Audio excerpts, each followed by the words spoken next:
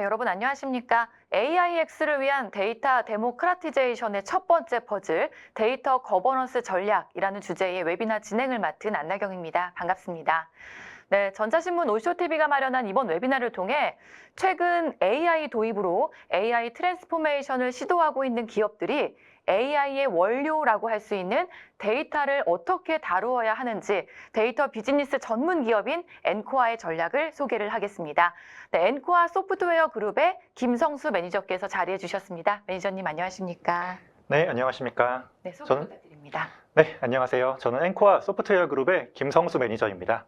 저는 당사 대표 제품인 데이터웨어의 딜리버리와 기술 지원을 전담하는 소프트웨어 그룹 소속이고요. 고객과 직접 마주하는 일선 현장에서 데이터웨어 제품 소개와 시연, 교육 등을 담당하고 있습니다. 네, 반갑습니다. 네, 데이터 비즈니스 전문 기업 엔코아는 물론 잘 알려진 회사지만 혹시 생소하신 시청자분들이 계실 수도 있을 것 같은데요. 회사에 대해서도 잠깐 소개를 부탁드립니다. 저희 엔코아는 기업의 지속 가능한 데이터 관리와 활용을 위해서 최선의 데이터 자산화 전략과 솔루션을 제공하는 데이터 전문 기업입니다. 이미 아시는 분이 많으시겠지만 국내 1세대 데이터 전문 기업으로서 수많은 프로젝트를 성공으로 이끈 데이터 전문가들이 다수 포진되어 있고요. 뛰어난 기술력을 바탕으로 고객의 니즈와 최신 IT 환경에 부합하는 제품과 서비스를 제공하고 있습니다. 오늘은 저희 엔코아가 보유한 우수한 기술과 제품, 그리고 최신 IT 트렌드와 실제 고객들의 니즈를 바탕으로 최선의 인사이트를 제공하겠습니다. 네, 매니저님 오늘 강의는 그럼 어떤 형태로 진행되는지도 간략하게 소개 부탁드립니다. 최근에 데이터를 활용하지 않고 비즈니스 의사결정과 혁신을 할 수 있는 기업은 없습니다. 새로운 시스템을 도입하든 AI를 도입하든 기본적으로 기업의 데이터 관리가 이루어지지 않으면 제대로 된 혁신이 이루어질 수가 없습니다. 데이터 관리의 기본, 데이터 거버넌스 전략과 그 해결책에 대해서 설명하도록 하겠습니다.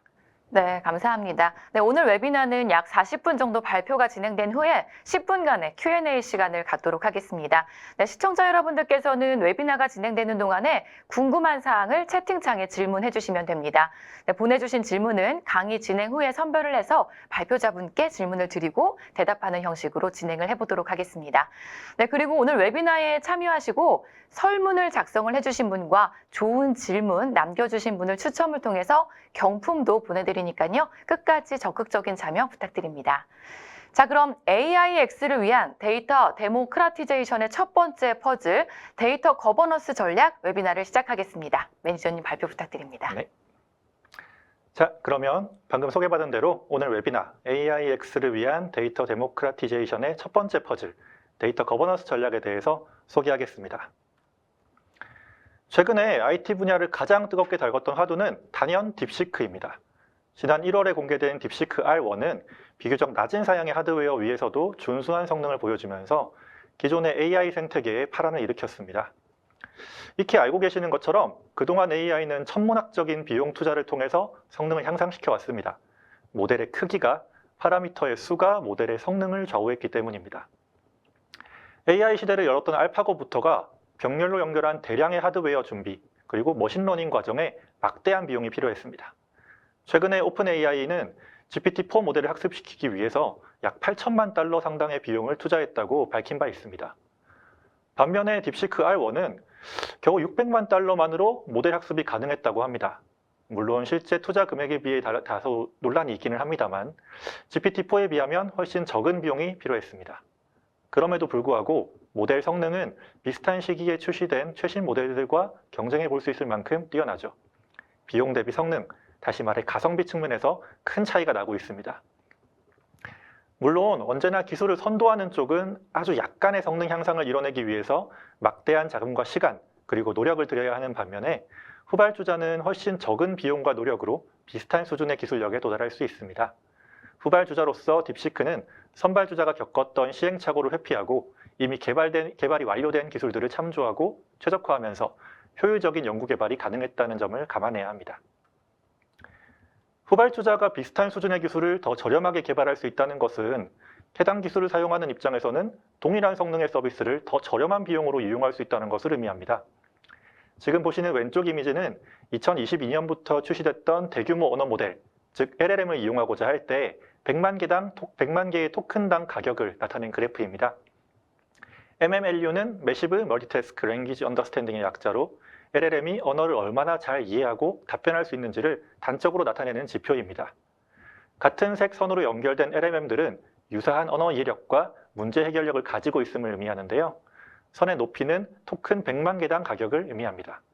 비슷한 성능의 모델들의 가격이 시간이 지남에 따라서 드라마틱하게 내려가고 있는 것을 볼 수 있습니다.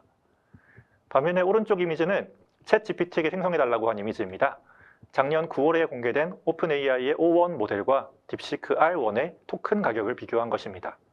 딥시크 R1은 토큰 100만 개당 인풋은 0.55달러, 아웃풋은 2.19달러에 그치는 반면 오픈AI의 O1 모델은 각각 15달러와 60달러에 달합니다. 인풋과 아웃풋 가격 모두 약 27배에 달하는 차이가 나고 있습니다. 오픈AI의 O1 모델도 비교적 최신 모델임을 감안하면 딥시크의 가격 경쟁력이 특히 눈에 띄는 부분입니다. 그러면 지금까지 설명한 AI 트렌드의 변화, LLM 모델들의 급격한 비용 효율화가 데이터 분야에는 어떤 영향을 미치게 될까요? 사회자님께서는 몇 년 전에 챗 GPT가 처음 출시됐을 때 우리의 모습은 어땠을까요? 당시에는 많은 분들이 무료 버전으로 사용을 하셨을 텐데요. 무료 버전이 제공하는 좀 제한적인 성능과 질문 횟수만으로도 놀라운 경험을 하셨을 것 같은데요. GPT의 어떤 점에서 좀 놀라운 경험을 하셨을까요? 네, 글쎄요. 저도 일상생활에서 이제 많이 사용을 해보는데요. 제가 원하는 정보를 잘 찾아서 정리를 해주기 때문에 편리한 것 같습니다. 맞습니다. 저도 정보를 찾는 용도로 예전부터 되게 많이 사용을 했습니다. 저는 챗 GPT를 포함해서 LLM 모델 기반의 서비스들이 제공한 가장 큰 가치는 바로 정보 접근성의 향상이라고 생각합니다. 오래전부터 인터넷은 광대한 정보의 바다라고 표현이 됐죠. 인류가 쌓아온 지식과 정보 중에서 지금의 인터넷에 존재하지 않는 것은 없을 겁니다. 아무리 비밀스러운 지식이라 할지라도 인터넷 어딘가에는 존재하고 있겠죠. 다만 우리가 그 정보를 어떻게 찾아야 할지 모르는 것뿐입니다. 그런 상황에서 챗 GPT가 제공한 가치가 바로 정보 접근성의 향상, 즉 원하는 정보를 어떻게 찾아야 할지 모르는 사용자를 대신해서 이미 광범위한 데이터를 학습한 챗 GPT가 원하는 정보를 물어다주는 역할을 수행한 것입니다. 사용자와 정보 사이에 놓여있는 채널이 된 것이죠. 우리는 AI를 통해서 간단한 일반 상식에서부터 쉽게 접할 수 없는 전문 지식에 이르기까지 방대한 정보에 쉽게 접근할 수 있게 됐습니다. 데이터 분야에서도 마찬가지입니다. 지난 3개월간의 매출 데이터는 회사 DB 어딘가에 있겠죠. 다만 데이터의 구조에 대해서 잘 모르는 사용자는 그게 어디에 있는지, 어떻게 찾아야 하는지 모르는 것뿐입니다. 그래서 항상 데이터 관리 조직에게 요청하고 그냥 답변을 기다리거나 그게 답답하면 스스로 간단한 SQL을 배우기도 하죠. 전통적으로 BI 솔루션 시장이 꾸준히 성장하고 태블로 같은 데이터 시각화 도구들이 각광받았던 것도 같은 요구사항에 기인한 것입니다.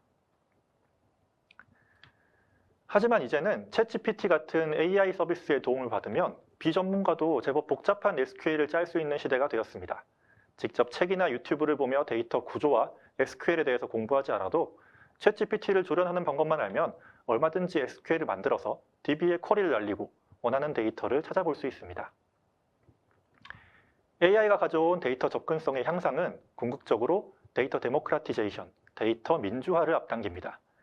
데이터 민주화를 위한 여정에서 핵심이 되는 퍼즐 조각 중 하나가 바로 데이터 접근성이기 때문입니다.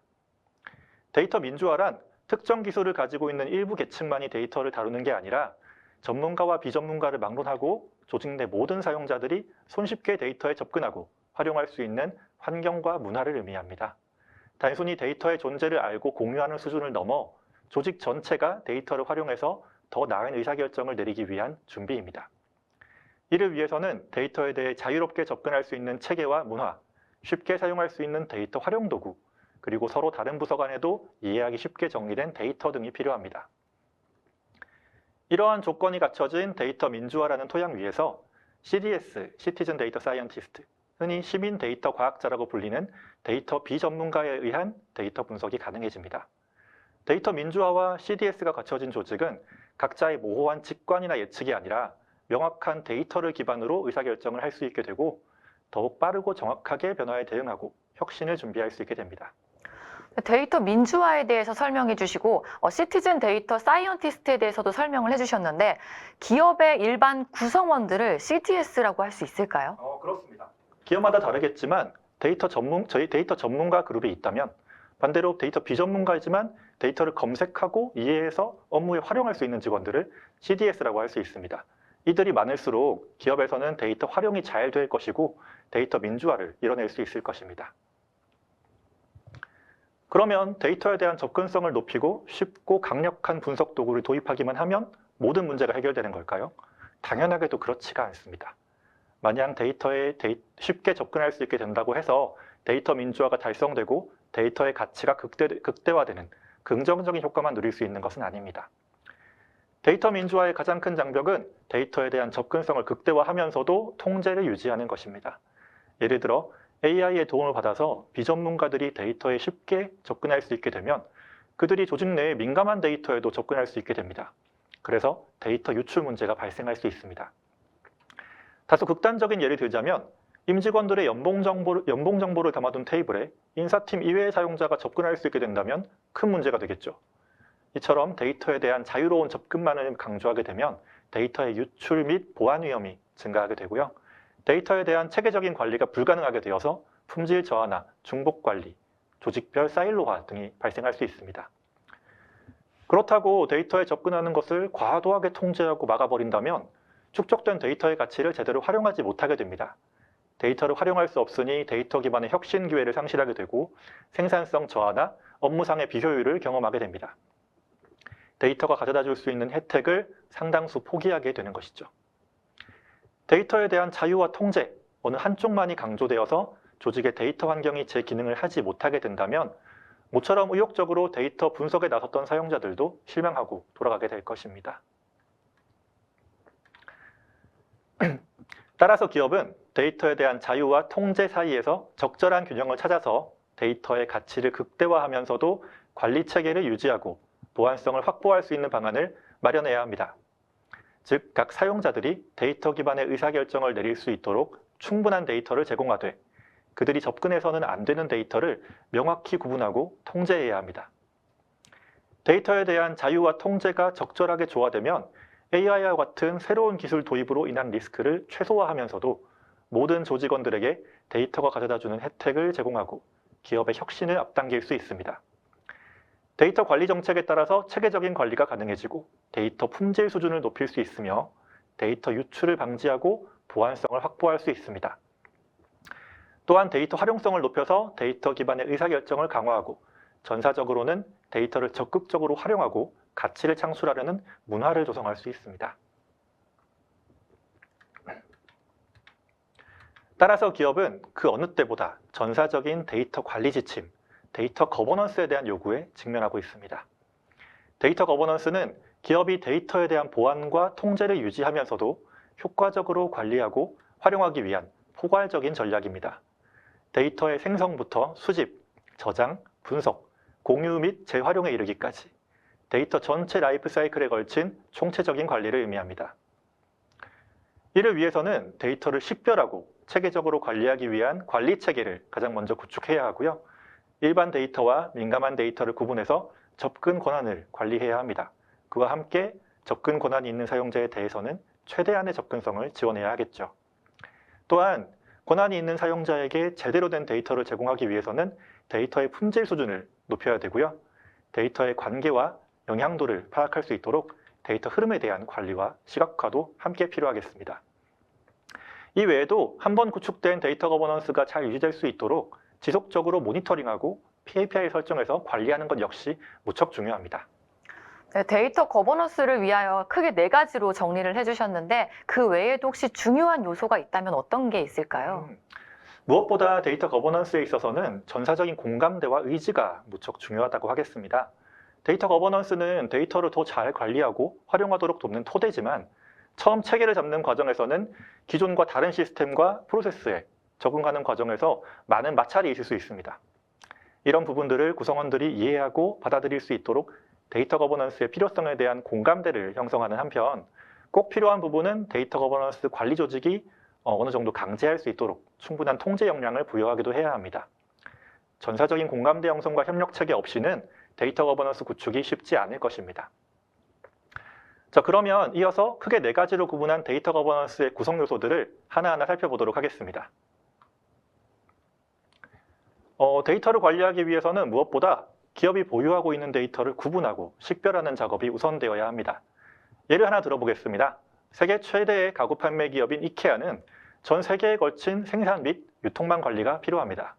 이를 위해서는 서로 다른 언어를 사용하고 서로 다른 문화권에 위치한 나라들에 걸쳐서 일괄적인 상품 및 재고 관리, 그리고 유통 체계를 관리할 필요가 있습니다. 이를 위해서는 서로 다른 지역 간에도 공유할 수 있는 표준화된 상품 식별 코드, 분류 체계가 있어야 할 겁니다. 또한 소파 한 가지를 검색해도 일견 비슷해 보이는 상품이 수도 없이 나오죠. 그렇게 많은 상품 중에서는 고객이 원하는 가구를 손쉽게 찾도록 지원을 해야 합니다. 상단에 보이는 것처럼 이름 이외에도 여러 가지 분류 체계를 적용해서 관리해야 할 필요가 있습니다. 데이터 역시 마찬가지입니다. 한 기업 내부에서도 조직별로 하는 업무의 성격이 다르고 문화가 다르기 때문에 서로 다른 형태의 데이터가 생성되고 관리됩니다. 이러한 데이터를 전사적으로 공통된 기준으로 구분하고 식별하여 관리할 수 있는 분류 체계가 있어야 합니다. 다시 말해 데이터 표준과 메타데이터 관리가 필요하다는 이야기입니다. 메타데이터를 쉽게 얘기하면 데이터에 대한 데이터, 데이터에 대해 설명하는 데이터입니다. 왼쪽에는 요새 오징어 게임으로 더욱 주가를 올리고 있는 배우죠. 공유님의 프로필 정보가 나와 있습니다. 여기서 공유라는 이름을 하나의 데이터라고 하면 본명이나 직업, 키, 몸무게 등은 공유라는 데이터를 설명해주는 메타데이터입니다. 마찬가지로 데이터에도 그 데이터를 더 잘 설명해주는 데이터들이 있습니다. 데이터의 구조, 타입, 길이 등 데이터의 성격과 형식을 나타내줄 수 있는 정보들이 여기에 속합니다. 일반적으로는 DB나 DW, 데이터 레이크 등에 있는 카탈로그 정보를 수집해서 관리하게 되는데요. 특정한 중앙 리파지토리나 카탈로그 저장소가 있다면 그곳을 통해서 모아서 관리하게 됩니다. 그러면 메타데이터를 저장할 리파지토리를 만들고 DB 카탈로그 정보를 수집하기만 한다고 해서 메타데이터를 잘 관리한다고 볼 수 있을까요? 그렇지 않습니다. 아까도 얘기한 것처럼 한 기업 내부에서도 조직별로 서로 다른 형태의 데이터가 생성되고 관리됩니다.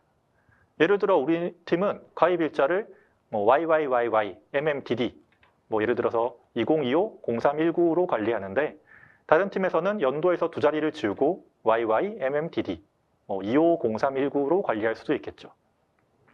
혹은 우리 팀에서는 가입 일자가 중요한 정보가 아니라고 생각해서 암호화를 하지 않지만 다른 팀에서는 암호화 대상으로 삼아서 관리하고 있을 수도 있습니다.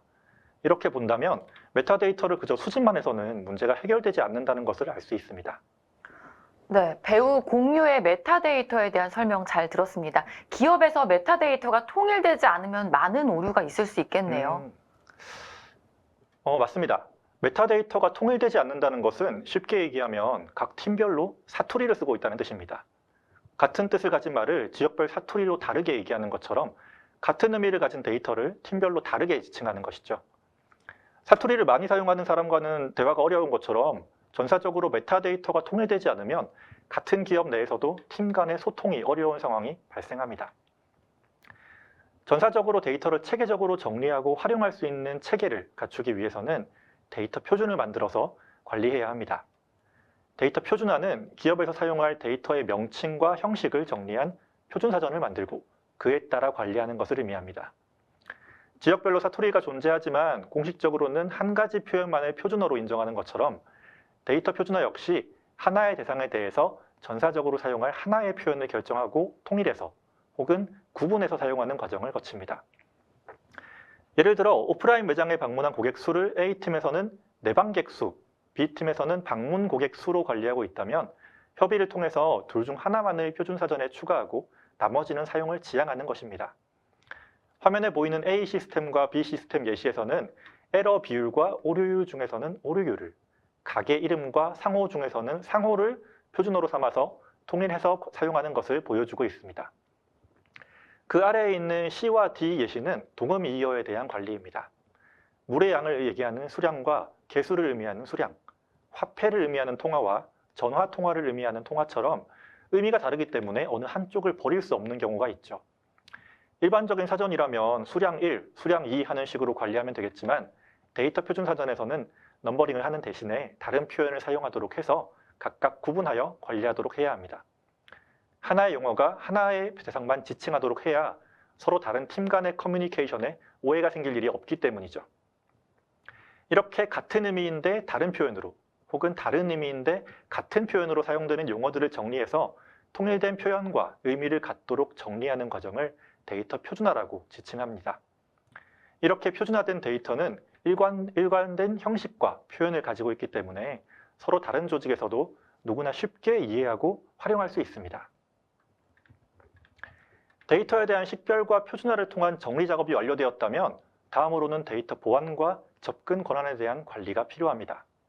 데이터 거버넌스 관점에서 접근 권한 관리는 조직의 데이터 자산이 유출되는 것을 방지하고 규제를 준수하기 위해 중요한 과정입니다.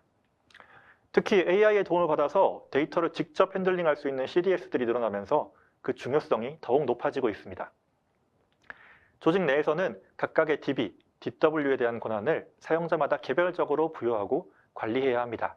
이러한 체계 없이 데이터 사용자라는 이유로 전체 데이터에 대한 접근 권한을 열어주면 심각한 데이터 유출 및 보안 문제가 발생할 수 있습니다. 조직 내에서 누가 어떤 데이터에 접근할 수 있는지, 어떤 조건에서 접근을 허용할 것인지를 충분히 검토해서 체계적으로 관리해야 합니다. 각 데이터셋이 담고 있는 정보를 민감도와 중요도에 따라서 구분해야 하고 각 사용자의 역할에 맞춰서 적절한 정보에만 접근할 수 있도록 제한해야 합니다. 또한 조직 내 거버넌스 정책에 따라서 각 사용자에게 업무에 필요한 최소한의 접근 권한만 부여하는 보수적인 정책을 취할 것인지, 혹은 민감 데이터에 대해서만 접근을 제한하되 나머지 데이터에 대해서는 접근을 열어줄 것인지에 대해서 검토를 해야 합니다. 보안성을 높이기 위해서는 물론 최소한의 접근 권한만 부여하는 것이 바람직하겠지만 민감하지 않은 데이터에 대해서는 접근 권한을 최대한 열어줌으로써 데이터의 결합이나 공유를 장려하는 것 역시 데이터 가치 창출을 극대화한다는 점에서는 가치가 있습니다. 다음은 데이터 품질 관리입니다. 데이터 품질 관리는 관리 단위 및 대상에 따라서 3단계로 나누어 볼 수 있습니다. 먼저 가장 작은 단위인 데이터 값에 대한 관리입니다. 데이터 값에 대한 관리는 컬럼에 들어있는 실제 데이터 값의 정확성과 유효성에 초점을 맞춘 관리입니다. 예를 들어서 8자리 숫자로 구성된 날짜가 들어가야 하는 컬럼에 제대로 날짜가 들어가 있는지, 13자리 숫자가 들어가야 하는 주민등록번호 컬럼에 문자나 특수기호가 들어가 있지는 않은지 이런 것들을 점검하는 것입니다. 또한 공통된 데이터셋이 여러 시스템에서 사용되고 있다면 해당 데이터셋 간의 데이터 값이 일치하는지, 부모-자식 관계인 컬럼 간의 데이터가 일치하는지 등 실제 데이터 값에 대한 관리 전반을 의미합니다. 구조에 대한 관리는 데이터가 저장되는 구조와 메타데이터 관점에서의 관리입니다. 데이터 모델과 구조가 적절하게 설계되어 있는지, 데이터에 대한 설명이나 정의, 속성 등의 메타데이터가 알맞게 지정되어 있는지 등을 점검합니다. 보다 넓은 관점에서는 모델이 데이터 표준을 준수하고 있는지 역시 구조 관리의 영역에 들어간다고 할 수 있겠습니다. 마지막으로 가장 큰 단위인 프로세스 차원의 데이터 품질 관리입니다.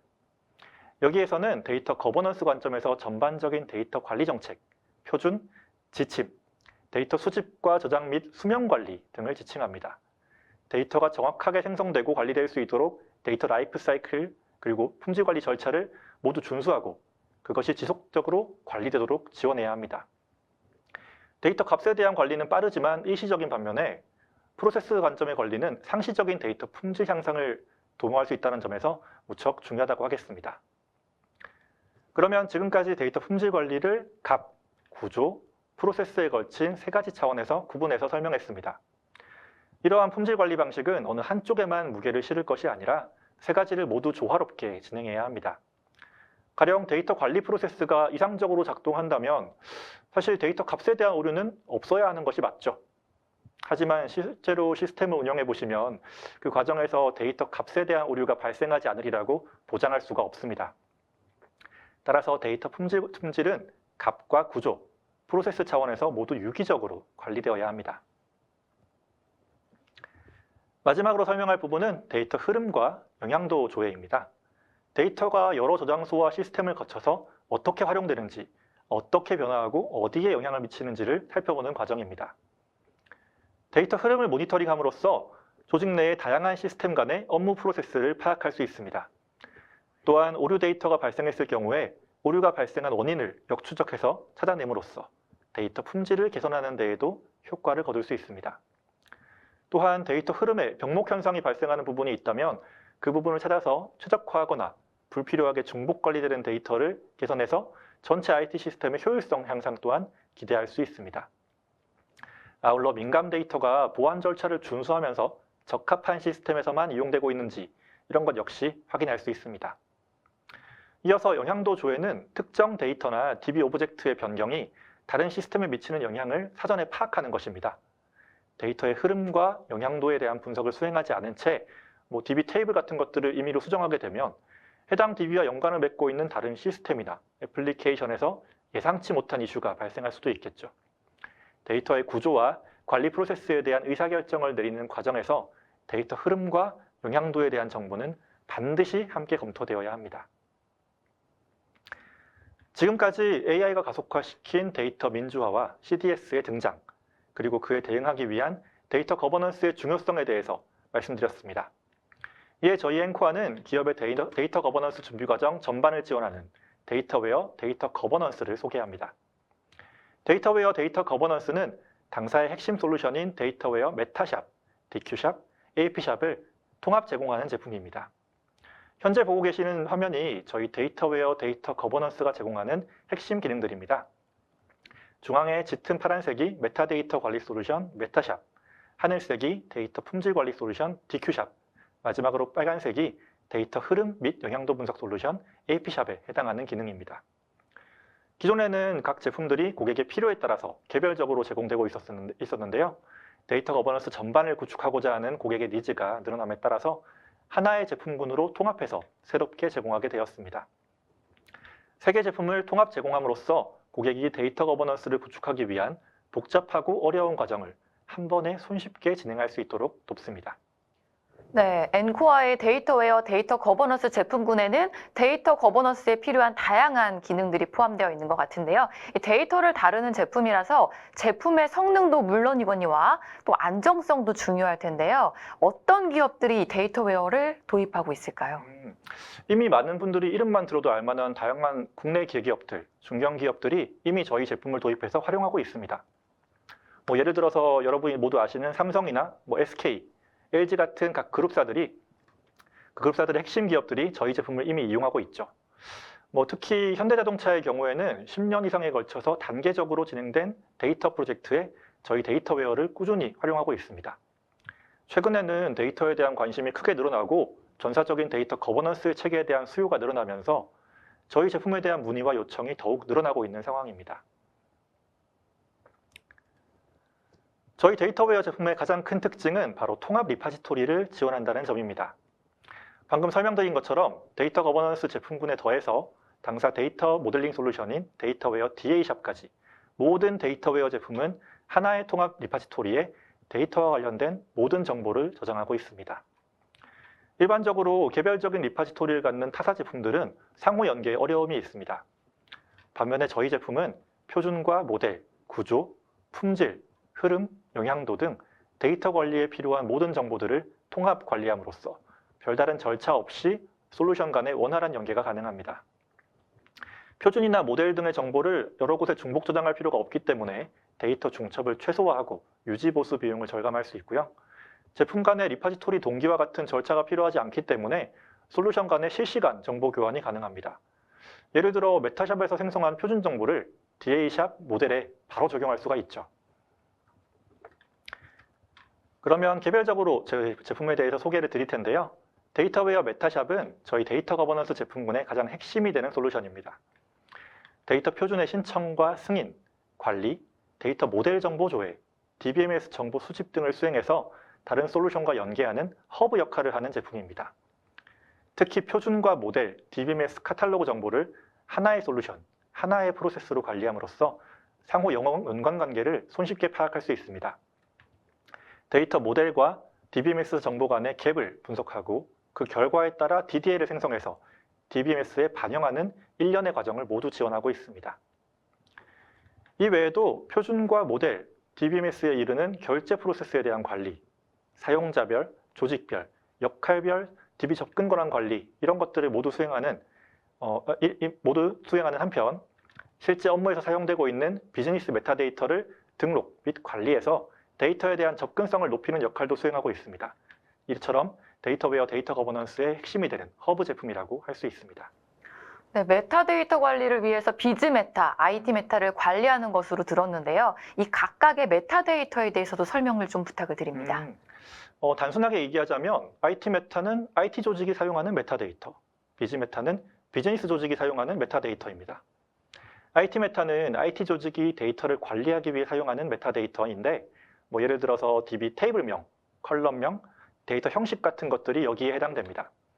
하지만 이런 정보만 가지고는 IT에 잘 모르는 비즈니스 조직이 이해할 수가 없습니다. 예를 들어서 고객 번호라는 데이터를 조회하고 싶은데 IT팀에게 A 테이블, B 컬럼에 있는 데이터를 달라 이렇게 얘기하면 좋겠지만 그렇게 얘기할 수는 없다는 거죠. 그렇기 때문에 비즈니스 조직에서 보는 고객 번호라는 비즈니스 메타데이터 그리고 비즈메타를 정의하고 이걸 IT팀에서 보는 IT메타 매핑해서 관리하는 과정이 필요합니다. 이러한 작업을 통해서 비즈니스 조직의 메타데이터 활용성을 크게 향상시킬 수가 있습니다. 그러면 저희 데이터웨어 메타샵의 주요 기능들을 영상으로 보여드리겠습니다. 가장 먼저 보여드릴 기능은 저희 표준 조회 및 신청 기능입니다. 표준 사전을 선택해서 표준 정보를 조회하고 그리고 그 상세 정보를 조회할 수 있도록 되어 있습니다. 지금 보시는 것처럼 다양한 메뉴들을 통해서 검색 조건들을 설정할 수가 있고요. 조회를 눌러서 나오는 표준 정보들을 활용할 수가 있습니다. 특정 표준을 선택하면 상세 정보를 조회할 수 있고요. 그리고 오른쪽에 있는 번개 모양 아이콘을 클릭하면 해당 표준과 연관된 다른 표준이나 모델 정보들도 바로 확인할 수가 있습니다. 지금 보시는 것처럼 연결되어 있는 표준이나 모델 정보들이 나오고 있습니다. 표준 신청 메뉴는 단어와 도메인, 코드, 용어로 구분되어 있습니다. 필수 정보를 입력해가지고 단건으로 등록을 하시거나 엑셀 양식을 통한 일괄 업로드도 지원하고 있습니다. 다음은 데이터 모델 정보 조회 기능입니다. 데이터 모델링 솔루션에서 작성한 모델 정보를 조회하는 기능인데요. 모델별로 선택을 해서 테이블 정보들을 확인할 수가 있고요. 이렇게 선택하면 선택된 모델의 테이블 정보가 나오고 해당 테이블의 ERD를 바로 조회할 수가 있습니다. 특정 엔터티를 더블 클릭해서 컬럼 정보나 변경 이력처럼 상세 정보를 확인할 수도 있습니다. 또한 이렇게 이력 정보들도 확인할 수가 있고요. ERD 화면에서 왼쪽 상단에서 물리 정보로 바꾸면 물리 모델 정보 역시 이렇게 바로 확인할 수가 있습니다.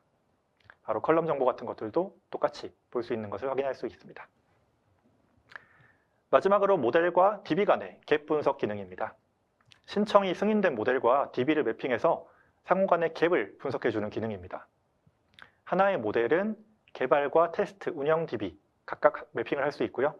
이렇게 매핑을 해주고 그 다음에 매핑된 모델에 대해서 갭 분석을 수행할 수 있습니다. 이렇게 선택을 하면 해당된 DB와 갭을 분석해가지고 이렇게 하단에 표시를 해줍니다. 선택을 하면 DBMS에는 어떻게 저장이 되어 있는지, 모델에는 어떻게 만들어져 있는지를 이렇게 하단에서 바로 확인할 수가 있고요. 이걸 반영하기 위한 DDL도 이렇게 즉석에서 생성해 주도록 되어 있습니다.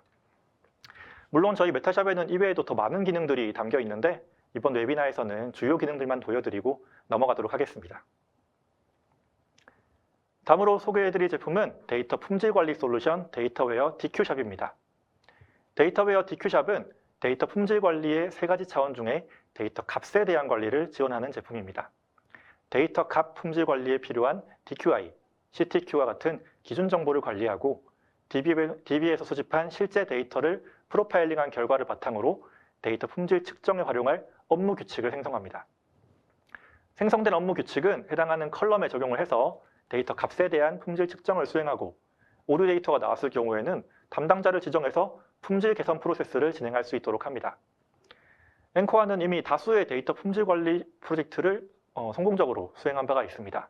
거기에서 저희가 얻은 최적의 품질 기준 정보와 노하우가 반영되어 있고요. 이를 바탕으로 만들어진 다양하고 최적화된 데이터 검증 SQL들을 활용해서 손쉽게 값 품질 측정과 개선 프로세스를 수행할 수 있습니다. 네, 앞서 설명을 해주시면서 DQI 그리고 CTQ 기준 정보를 관리한다고 하셨는데 이 DQI와 CTQ는 무엇인지 궁금합니다. DQI는 데이터 퀄리티 인덱스 혹은 데이터 퀄리티 인디케이터라고 얘기하는데 그 약자입니다. 데이터 품질 지표로 흔히 번역을 할 수가 있습니다. 데이터 품질을 측정하는 기준이나 어떤 관점 같은 것이라고 보시면 되겠습니다. 예를 들어 날짜는 1부터 31 사이의 숫자로 표현되어야 되겠죠. 그렇다면 A라는 컬럼이 날짜를 담고 있다면 이 컬럼은 1부터 31까지만의 숫자만이 유효한 값이고 그 이외의 숫자와 문자는 오류 데이터입니다.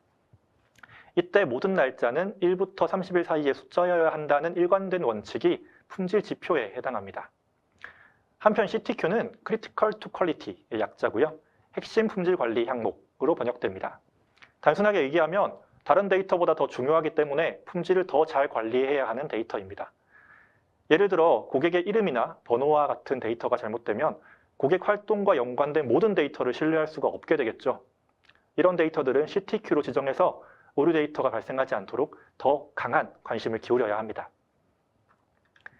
그러면 이번에는 데이터웨어 DQ샵의 주요 기능들을 영상으로 보여드리겠습니다. 먼저 품질 진단 대상 설정 및 프로파일링 기능입니다. 수집한 DB 카탈로그를 보고 품질 진단을 수행할 테이블과 컬럼을 설정해야 합니다. 테이블과 컬럼 단위로 프로파일링을 수행해서 패턴 정보를 확인할 수도 있습니다. 지금 보시는 것처럼 특정 업무 영역에 대해서 이렇게 업무 영역을 설정해 줄 수가 있습니다.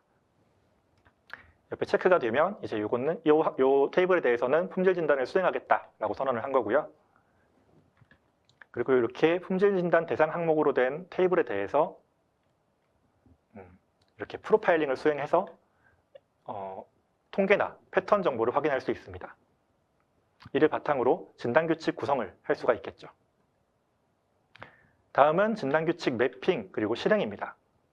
앞에서 진단 대상으로 삼은 컬럼에 대해서 품질 진단을 수행할 진단규칙을 매핑하게 됩니다.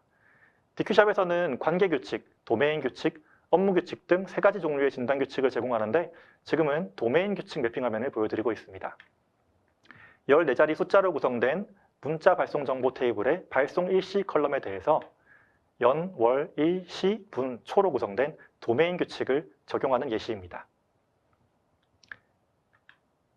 이렇게 진단 규칙이 매핑되면 해당 진단 규칙을 즉시 혹은 스케줄링을 걸어서 실행할 수 있습니다.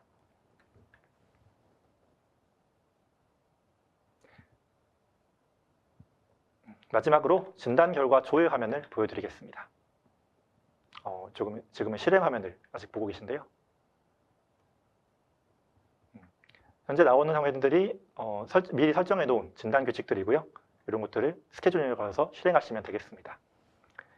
진단 결과 조회 화면입니다. 업무 영역별 혹은 DBMS별, 품질 지표별로 다양한 관점에서 데이터 품질 현황을 조회할 수가 있습니다. 이를 통해서 조직의 데이터 품질이 취약한 지점을 빠르게 찾고 보완할 수가 있습니다. 그리고 품질 진단 결과로 오류 데이터가 도출이 되면 해당 오류 데이터에 대한 개선 프로세스를 진행해야 하는데요. 이번 웨비나에서는 시간 관계상 해당 기능에 대해서는 담지 못한 점을 양해 부탁드립니다. 마지막으로 소개해드릴 제품은 애플리케이션 영향분석 솔루션 데이터웨어 AP샵입니다. DB 카탈로그 정보와 형상관리 시스템에 있는 애플리케이션 소스 코드를 수집해서 소스 코드 파일과 DB 오브젝트들 간의 상관관계를 분석해줍니다. 이를 통해서 특정 애플리케이션을 수정하면 어디까지 영향을 미치는지, 이 DB 오브젝트를 변경하는 다른 어플리케이션이나 DB 오브젝트를 어디까지 확인해야 하는지를 분석하고 시각적으로 보여주게 됩니다. 현재 저희 제품 같은 경우는 30종 이상의 프로그래밍 언어에 대해서 분석이 가능한 파설을 갖추고 있고요. 지원 대상을 꾸준히 확대해 나가고 있습니다. 그럼 마지막으로 저희 데이터웨어 AP샵의 데모 영상을 보여드리겠습니다. 저희 AP샵의 기능은 사전에 등록한 응용분류 단위로 이루어집니다.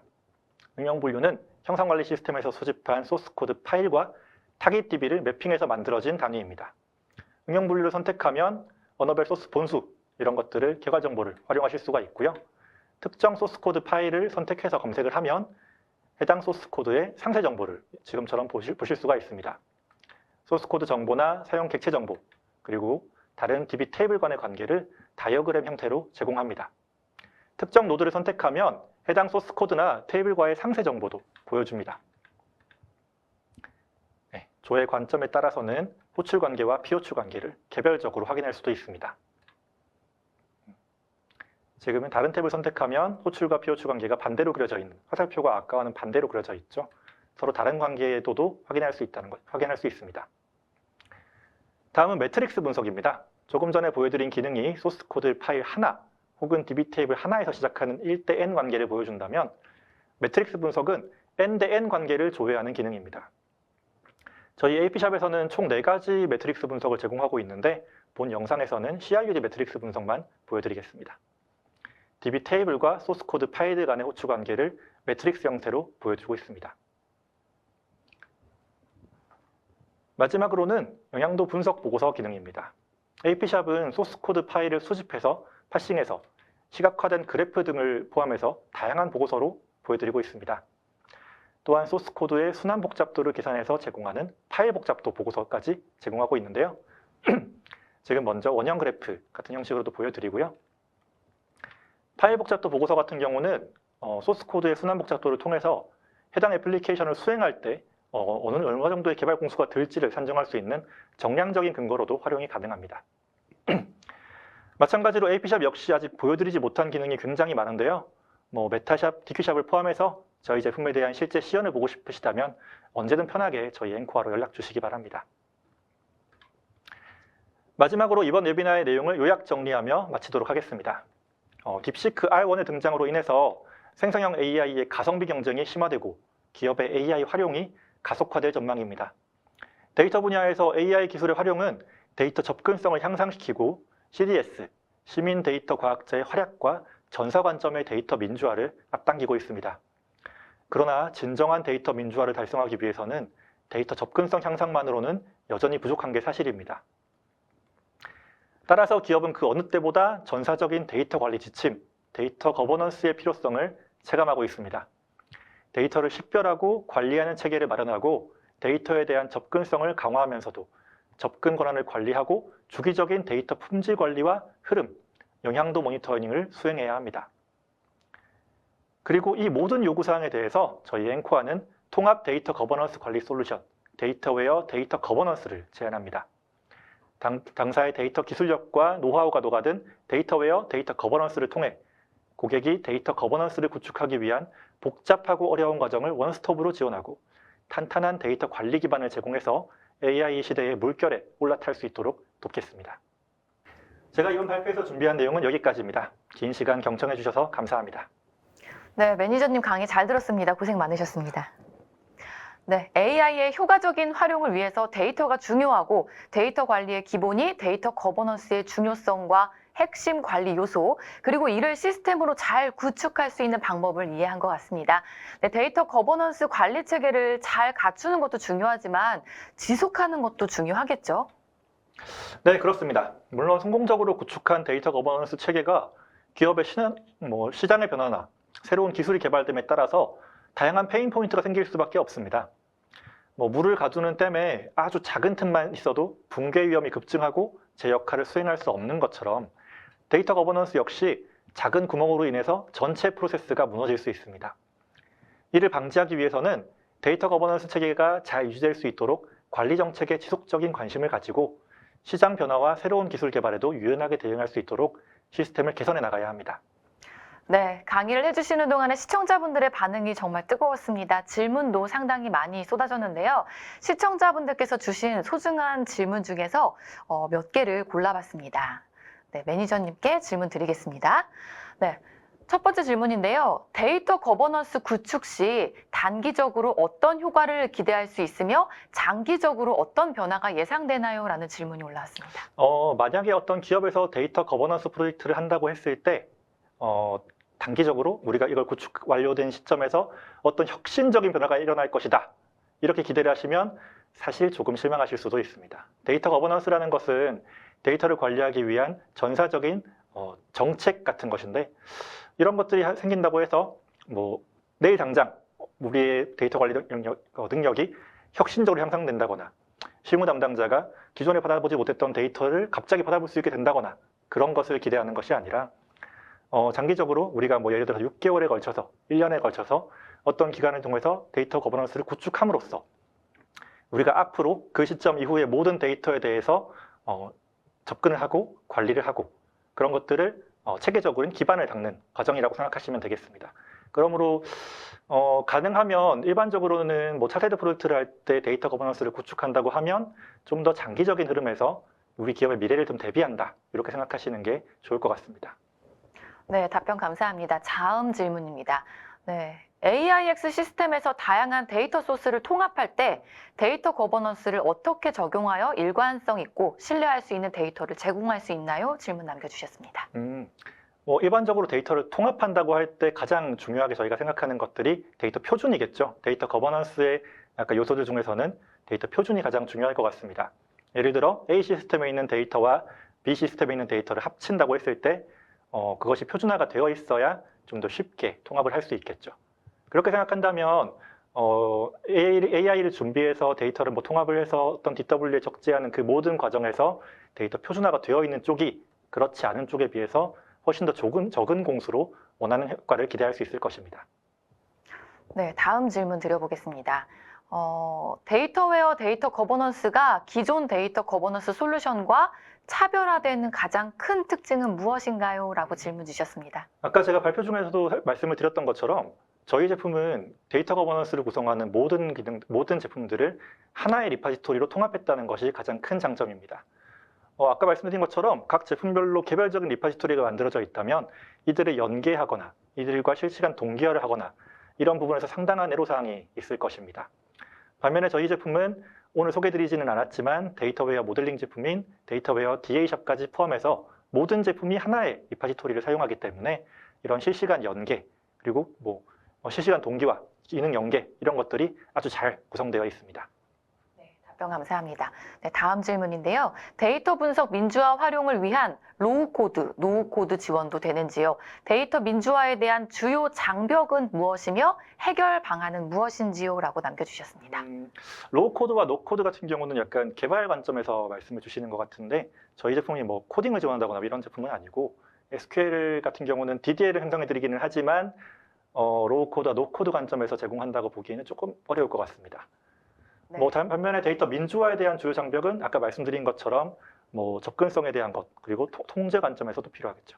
어떤 식으로 통제 권한을 부여해서 일정 통제 범위 안에서 얼마나 최대한 데이터에 접근할 수 있게 할 것인가 이런 것들이 좀 가장 중요한 장벽이 되겠습니다. 네, 답변 감사합니다. 다음 질문인데요. 엔코아 데이터웨어 도입을 위해서는 그 전에 어떤 준비 과정을 진행하는 것이 권장되는지 궁금합니다. 라고 남겨주셨습니다.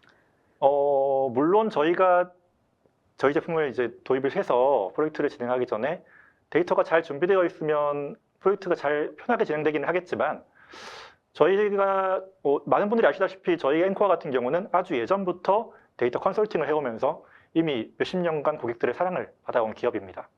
그렇기 때문에 고객께서 뭐 어떤 준비가 좀 안 되어 있는 상황에서 저희에게 요청을 주시면 저희가 되게 오랫동안 저희 프로젝트를 진행해온 데이터 전문 컨설턴트들이 그 준비 과정까지도 도와드릴 수 있습니다. 그런 것이 현재 저 데이터 업계에 있는 다른 기업들과의 저희의 좀 큰 차이점이라고도 볼 수 있겠습니다.